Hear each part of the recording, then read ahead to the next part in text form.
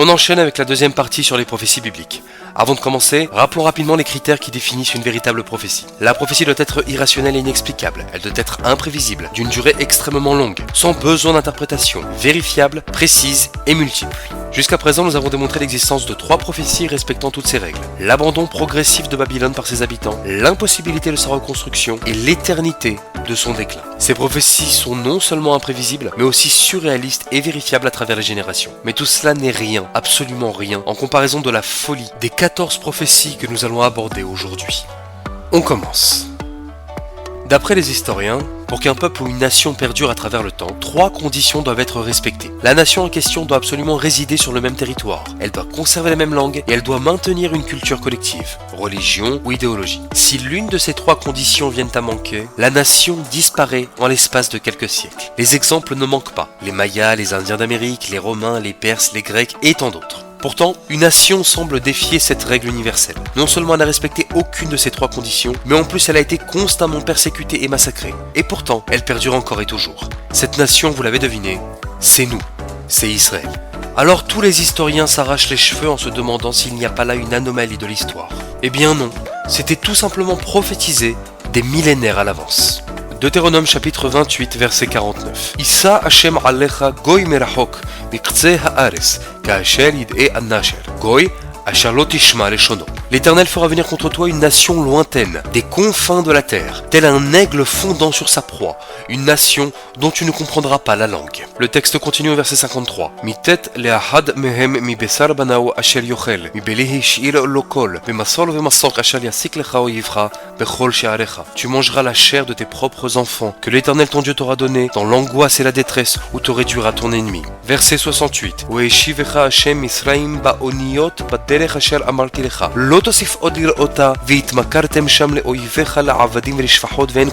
Et l'Éternel te fera retourner en Égypte sur des bateaux par le chemin dont je t'avais dit. Tu ne le reverras plus. Là, vous vous vendrez à vos ennemis comme esclaves et servantes, mais il n'y aura personne pour vous acheter. Voilà les prophéties qui ont été annoncées à Israël dans le livre de Devarim et qui concernent la destruction du deuxième temple. Alors il y a évidemment plein de questions rationnelles à poser. Pourquoi parler d'un peuple venant de loin? Comment peut-il le savoir? Comment prédire un siège si long et si destructeur? Comment peut-il savoir qu'Israël serait vendu en esclavage plutôt que simplement massacré? Depuis quand est-ce qu'on a besoin de bateaux pour aller d'Israël en Égypte, alors qu'une simple marche à pied de quelques jours suffit? Et comment pouvait-on savoir que les Égyptiens refuseraient d'acheter les esclaves? Voilà comment toutes ces questions logiques démontrent l'imprévisibilité de ces prophéties.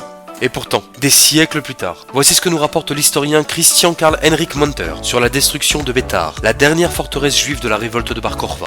À présent que Bétar est tombé, tout est sous contrôle romain et la Palestine, ainsi que Jérusalem, sont réduites à des simples montagnes isolées. On vendait des captifs juifs en esclavage en nombre incalculable. Un esclave coûtait le prix d'un cheval. Ceux qui ne trouvaient pas preneur étaient envoyés à Gaza sur ce qu'on appelait le marché d'Adrien, en raison du nombre incalculable de captifs qui y étaient vendus. Et lorsque nous ne parvenions toujours pas à les écouler, on les chargeait sur les bateaux pour les envoyer en Égypte. C'est dingue, hein? Et pourtant c'est de l'histoire. Vérifié et vérifiable archéologiquement. Mais attendez, vous n'avez encore rien vu. On va maintenant passer en revue le long récit sur les prédictions concernant Israël, qui sont, comme vous allez le voir, d'une précision totalement improbable, qui défie la statistique de l'histoire humaine, qui reste encore une fois absolument imprévisible et totalement surréaliste. Deutéronome chapitre 28 verset 64.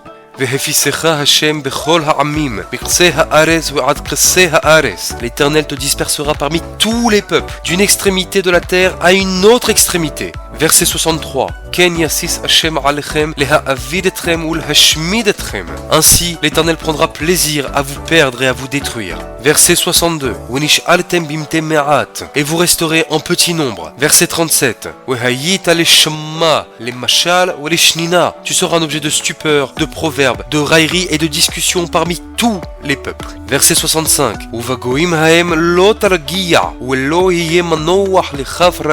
Et parmi ces nations, tu ne trouveras jamais repos pour la plante de ton pied. Tu seras errant d'un pays à l'autre.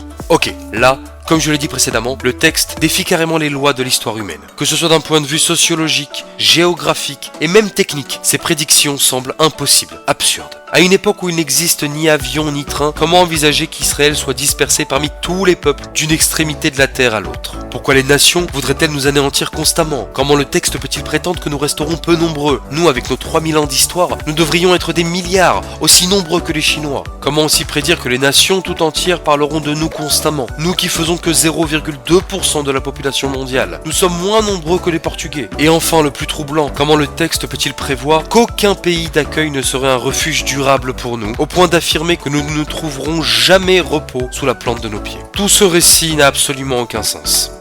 Et pourtant...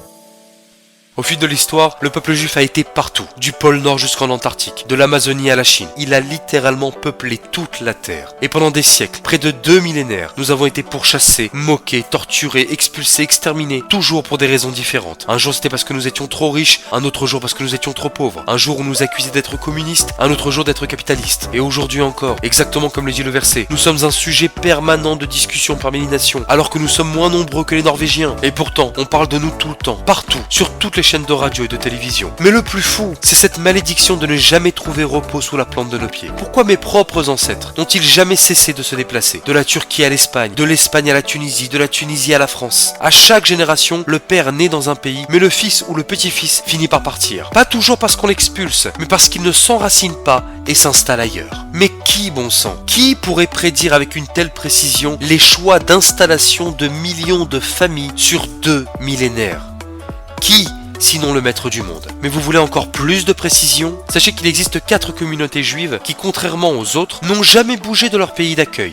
Les Kohanim de Djerba, les Thémanim du Yémen, les Éthiopiens de la tribu de Dan et les Bnei Ménaché d'Asie. Et vous savez pourquoi ces juifs n'ont pas été concernés par la malédiction de l'exil perpétuel? C'est à pleurer de précision. Parce que ces 4 communautés sont issues de l'exil du premier temple et n'étaient pas revenues en Israël à l'époque de Ezra. Or, la prophétie du non-repos concerne uniquement les exilés du deuxième temple, ceux qu'on appelle aujourd'hui les Sfarad et les Ashkénazes. Et c'est pour cela que ces 4 communautés, depuis 2000 ans, n'ont pas bougé de Djerba, n'ont pas bougé du Yémen, n'ont pas bougé de l'Asie, n'ont pas bougé de l'Éthiopie. C'est complètement fou, c'est encore plus précis qu'une neurochirurgie, c'est démentiel, et c'est pas fini. La Torah va encore une fois défier toutes les lois de l'histoire des peuples en affirmant Veshav Hashem Elohecha et Shivutecha v'Rachamecha, Veshav ekribesecha mikol ha'amim, Asher lefisecha Hashem Elohecha shamma. Le Seigneur ton Dieu ramènera ton exil et aura compassion de toi. Il te rassemblera de tous les peuples où l'Éternel ton Dieu t'a dispersé. Im iyenidahacha bikse hashamaim, misham ikabesecha Hashem Elohecha, ou misham ikahecha. Si tes dispersés sont aux extrémités des cieux, de là, l'Éternel ton Dieu te rassemblera et de là il te prendra.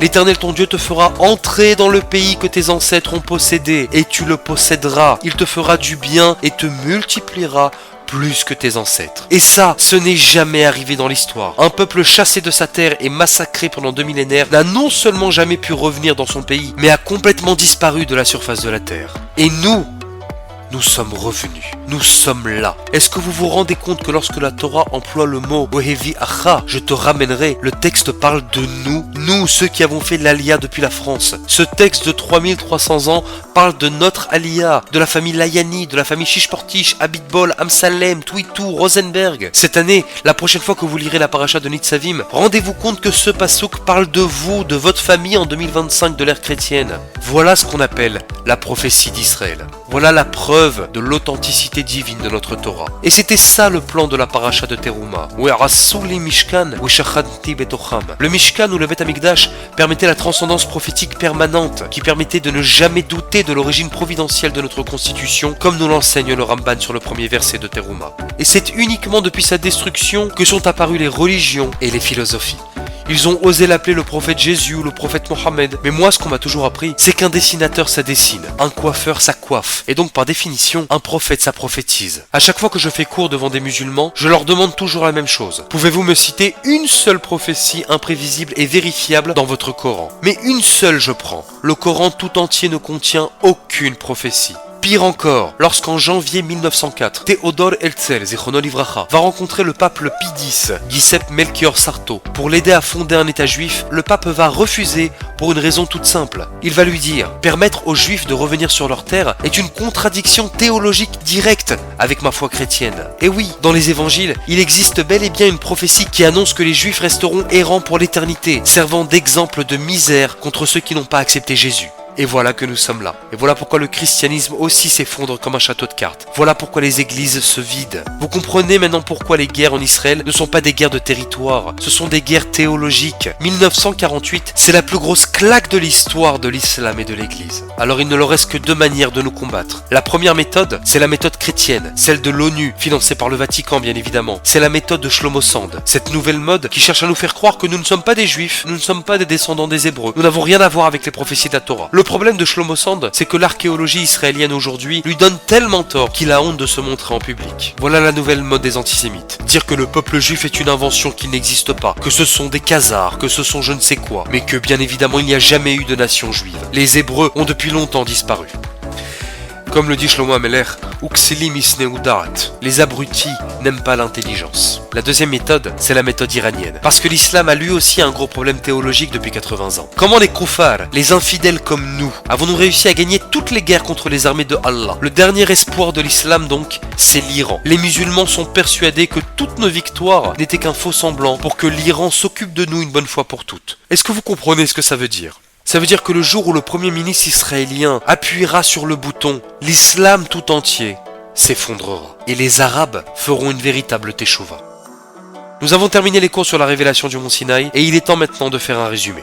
Première règle, nous ne croyons en rien ni en personne, même si cela venait de la bouche de Moshe Rabbeinu ou du Rav Ovadia Yosef. Un Talmid Chacham, quelle que soit son autorité, doit toujours apporter des références et prouver ce qu'il dit. Nous ne serons jamais des adeptes du Jacadi. Chaque affirmation doit être étayée par des preuves solides. Deuxième règle, la preuve irréfutable de l'existence d'un créateur réside dans un principe physique fondamental. L'automatérialisation n'existe pas. Et donc si automatérialisation il n'y a pas, alors créateur il y a. Et enfin, la preuve ultime de l'authenticité de notre Torah, contrairement à tous les autres qui ne sont que des religions, réside dans la réalisation imprévisible et inexplicable de nos prophéties. À partir de maintenant, chers auditeurs de Lech Lecha, vous ne serez plus jamais des croyants, mais des sachants. Comme le dit le texte, Oyada'ata ki Hashem Elohecha hu ha Elohim.